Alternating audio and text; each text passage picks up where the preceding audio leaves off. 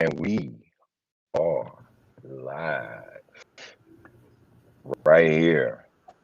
Coastal Boxing Club, CBC.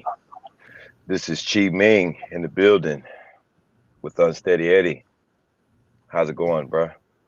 Hey, we hanging in there, you know. Same thing, different day, my brother. Same thing, different day. Same thing, different day. What's Same up? thing. All right, man. What you you got anything you want to rap about, man? See me, I just feel like I just want to talk about whatever, you know what I'm saying? But we do want to, I just want to get on, we could just talk about some quick little boxing, little quips real quick. Let's talk a little bit about the Jamal Charlo fight. The card, I say. Let's talk about the main event and the co-main event a little bit real quick, because it won't take long to do this. Charlo fight against Montiel. Montiel is a fucking gatekeeper. I mean, let's just keep it all the way real. This is a tune-up fight. Charlo should shine. The one thing that I talk about with Charlo really is that the whole him and Canelo Alvarez thing. I think that that's something that needs to happen. That fight needs to happen. Is that Charlo needs to, you know, me personally, I think Charlo is good enough to fight Canelo worthy, right? But for some reason, I just feel like like the middleweight division is kind of weird to me. It's not the best division in boxing. Let's just keep it real. All right. The middleweight division is not the best division in boxing. So as much as I like Charlo, competition, man, it just ain't there. I think it's time to either, I don't know, man, like look at yourself and say, do I go down to 154? Do I go up to 168? More than likely, it would be to go up to 168. So like, do that. Canelo's up there. If you're in his division, you know, you could talk your talk. It's a little bit different when you're in 160 and, you know, Canelo looking at you like you're not fighting nobody. You know, so move up to 168, knock out somebody, a couple of them guys, and then, you know, look at Canelo and be like, what's up? But if that's not what it's going to be, then, you know, I can't see what benefits Canelo has moving down to 160 to fight you. Like, there's no benefit in that. You move up, you fight him, and just make the jump to the weight class. Like, just do it. I think it's one of the big fights in boxing. People, I hear that, you know, you hear rumblings when you look online and you read in the paper sometimes. You know, people say that Canelo don't want to fight him because it's not a big draw. Well, guess what? He's a draw now. Charlo's a draw now. You know, got a nice contract with Fox. They do a lot of fights locally in his state, in the state of Texas. That people turn out. They have good turnouts for their fights down there. So people are interested. People see him like he's he's on the internet. He's active on social media. People know who he is. This is a big fight. It's definitely a bigger fight than anybody you fought. You know what fight is going to be big? Charlo versus Charlo. Come on, man. The brothers. Man, come on, man. The brothers. Come on. Man, look. Like, yeah, that one subscriber right here who was watching, that one viewer, right? 6 viewers. These 6 viewers, who wouldn't want to see Charlo versus Charlo? Come on now. Come on. Look, come on, man. Okay. Would you pay? Would you really would want to fight your brother in the square circle? Like seriously? I will fight my motherfucker, bro. If it comes down to it, money for money, we come down to fight my motherfucker, and then we both get knocked the fuck out on some silly shit. Be like, bam, we both knock out. What? Hey. Oh no! All right, well check this out. Okay, in tennis, right? When Venus and Serena were pretty much the baddest things in tennis, you know what I mean? Like they go in tournaments and single tournaments, and then there'll be times when they play each other. All right. Now, of course, boxing and tennis ain't the fucking same, but people used to talk shit at the fact that people used to think a lot of their matches was mailed in. You know what I mean? Like they played, but people used to say the level of competition, it seemed like they mailed it in. They didn't want to go hard on each other. You get what I'm saying? Pause. They didn't want to go, you know what I'm saying? They didn't want to go all out. Right. Dig it. And then, you know, the Klitschko's not too long ago, they had their reign in boxing. They was doing their numbers, you know. They were the two baddest men in the heavyweight division at the time. Okay. There was rumblings about like, yo, the biggest fight would be if y'all fought. Okay. Charlo's, that kind of situation, all those kinds of situations with brothers fighting each other, I don't approve of it. Because one, you don't know what you might do. Like hit your brother in the head, right? Anything like that, you could do serious damage. It ain't no money in the world worth that. All right. And two, how can I put it? Let me see. Hold on. Let me get myself together. All right. One, you don't want to hit your brother, take a chance. It's just not enough money in it. All right.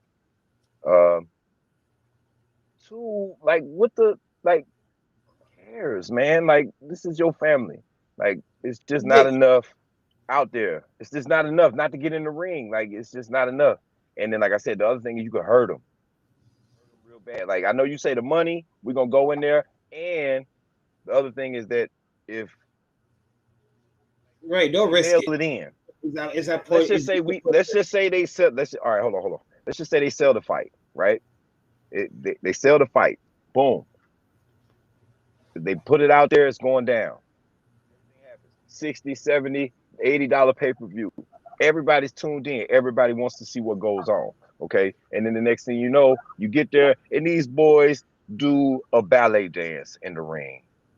Okay. They make a whole shit ton of money. They look at each other like, look, bruh, I don't want to hit you. Like, I don't want to hit you like that, but we can't turn down this money.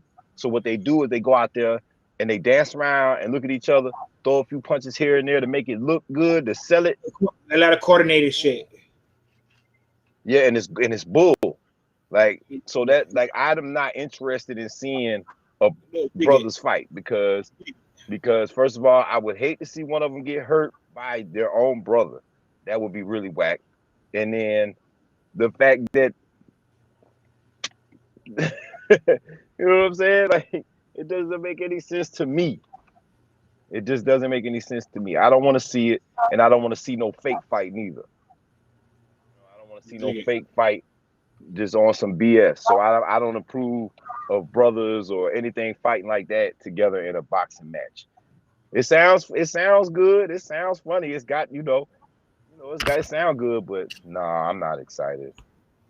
I'm more excited to see Charlo fight Canelo Alvarez. That's what I want to see. Or Charlo fight Triple G. I actually would like to see that for real. Charlo versus Triple G would be nice. So because just to cut you off, I have a video clip of once you're done that I want to show to the viewers. All right. You got it, bro. All right, so look, this video right here that I'm about to show you, it's pretty interesting what Tyson Fury had to say prediction for the fight.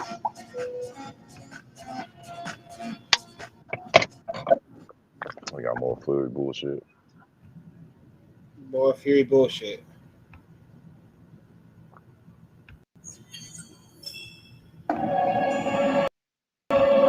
e-commerce website?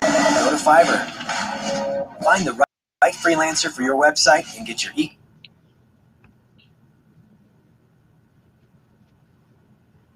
you feel like you've fully penetrated this guy mentally? 100%. It's mentally. How can you tell? Yeah, I think he's lost before he gets in there. It's an early night. He'll be adjusted real quick. Do you expect him to change his fighting style? Like, he seemed like he was so deliberate in his start last time. Will he come full set at you? Full attack, and he get knocked. So you're ready for that from the start? Last time, I'm ready today. Do you expect anything different? Like, no, there's nothing different he can do. What about your guys' relationship from the first fight when you were so appreciative for him giving you the fight? Second fight, it started to get a little more. Now it's like there's almost like hatred between you. I don't hate the guy. I don't hate anybody. You know, it's not from my end. I'm doing my job here as a boxer, as a champion, defending my title, and that's it. But for whatever they want to think, believe in their mind, it's up to them. Do you think with him not wanting to talk, is that his focus will make him different for this fight? I don't think talking has much to do with the fighting of the night. Any more questions? Anything else? How good do you feel going into this fight? I mean, you talk about the best you've ever been, you think? Always good. You're fit and you're active. You're always good. Last fight you talked about doing different things, different training tactics to be better prepared for this fight. What have you done differently for this fight? Not much of the same, to be fair. It's just a fight. You know, Deontay, well, I've already defeated him before twice. What's he going to bring to the table? Do you feel like there's any way you can beat him in any more convincingly fashion than you did last time to prove that would happen? Not really. I don't think you can get much of a more one-sided affair than the last fight. But, you know, hopefully I'm going to take him out early this time. 7 rounds he lasted last time, which was a long time to get beat up on, whatever. So this time I'm hoping to take him out early. He is talking with a whole lot of spice. What's your response to the alleged cheating that you were doing in that last fight? Say that again? And what's your response to the alleged cheating you were doing in the last fight? Yeah, 2 turbo binders right here, one here, left and a right. Turbo jets.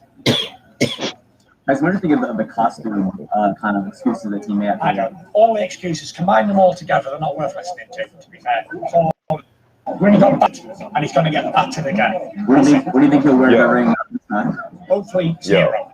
Then he can't make any excuses. When he made all those excuses, you said you'd never give him a fight against disrespectful that way. How do you feel now? Yo, kill this shit, man. And really Kill that shit. Kill it. Kill it. It's what it is. He made his decision. Fighting him not because I want to give Wilder another fight, because I don't. He doesn't deserve one, but because the judges ordered it, and we can't go against it.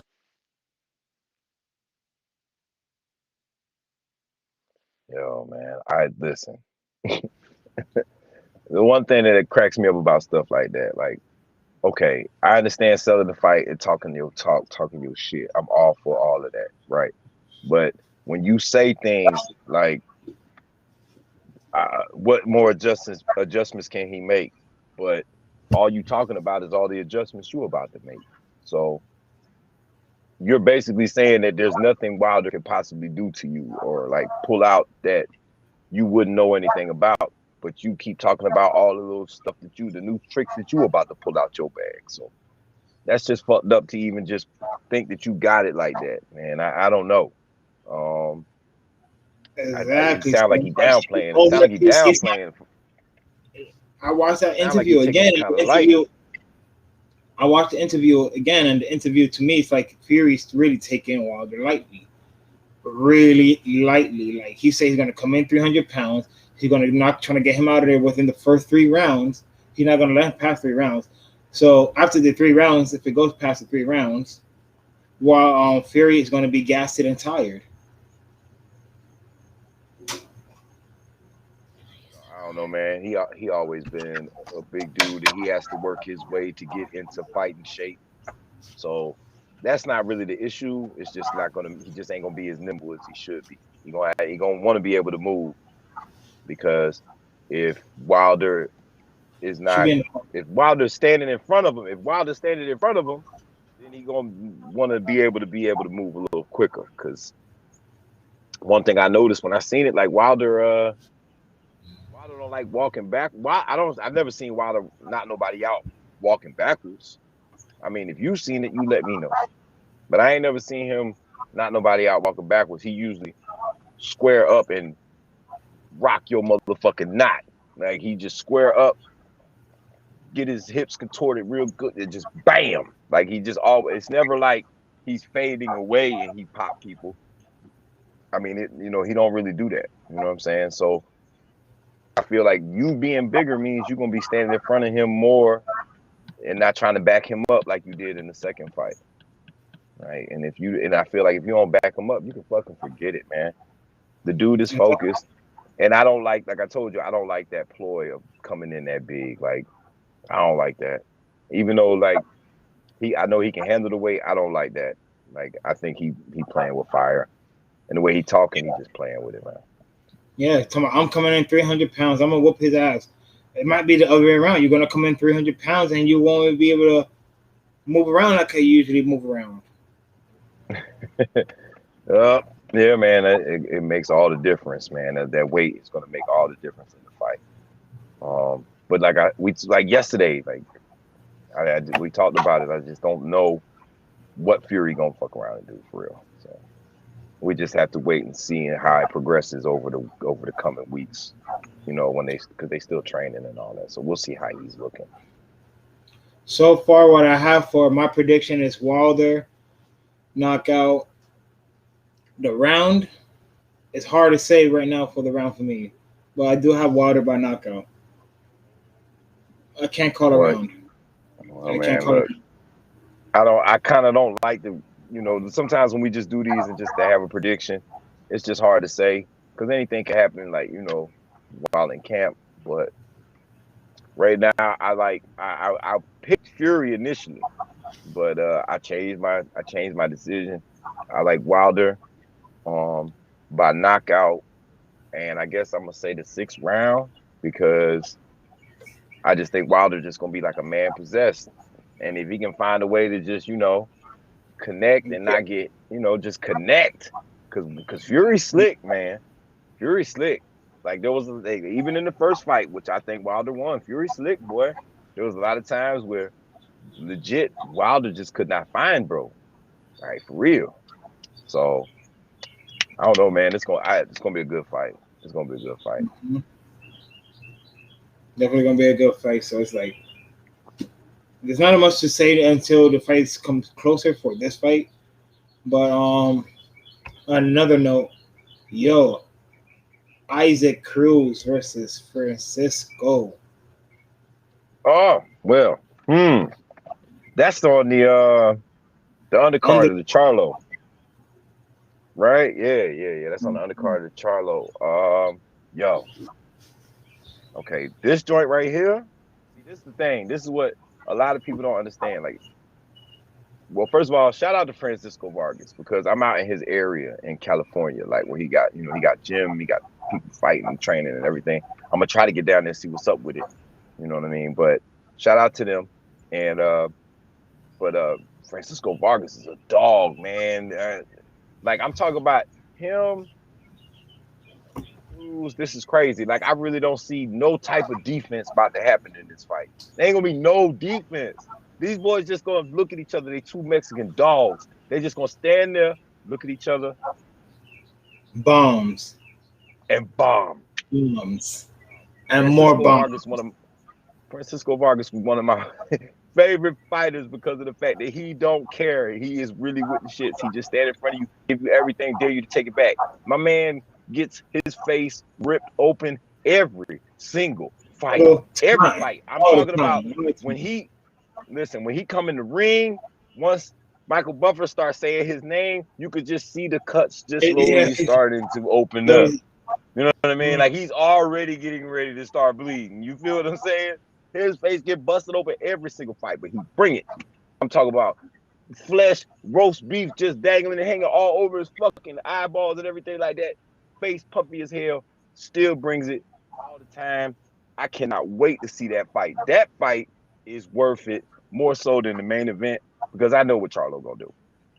And it ain't even no question. We know what's gonna happen there.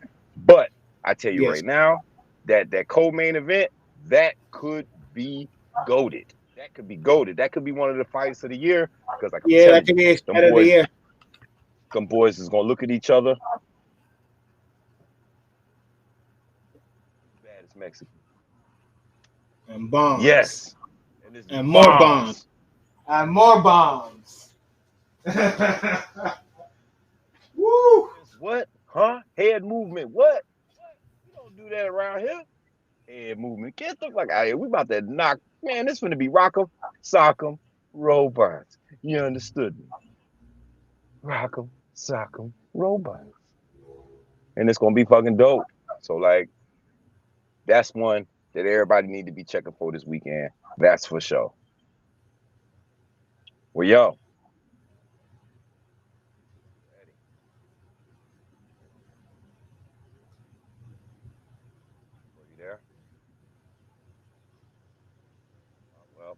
I guess wherever he is, he'll get back to us, wherever Eddie Unsteady is. But yeah, man, look, that fight, I just want to emphasize this. That joint could be great. Now, I'm like, I don't know what Francisco Vargas could be like. I mean, he is like 36, 37 years old. Like, I don't know what he could be like, but he's been competitive. Even when he lost against Burchell, he hung in there. That was a great fight. You know, so he could. This, you know, like they always say, there could be that fight when a fighter that's a little bit up there in age, this just could be the one. But he looked okay. He hasn't given me any reason to think that he won't bring it. Now, CRUZ is a top contender. You know what I mean? I think he's hoping to beat Vargas so he can get in line to fight Teofimo Lopez. You know, so like we'll see where that goes. Like, but that's the one that people need to be checking for. So we're just gonna cut this live short. You know, we're going to come back live a little bit later. It's going to be around 11:30, 12 o'clock, midnight my time. And about 8, 9 o'clock, you know, California time on the West Coast. So, you know, this sounds is good, man. Let's do it. Coastal Boxing Club. I'm here with Xing Ming. It's wrap. CBC, it's a wrap. Everybody, thank you for watching. Like, comment, subscribe, do all of that. More videos coming, better content. Stick with us. We love and appreciate all y'all.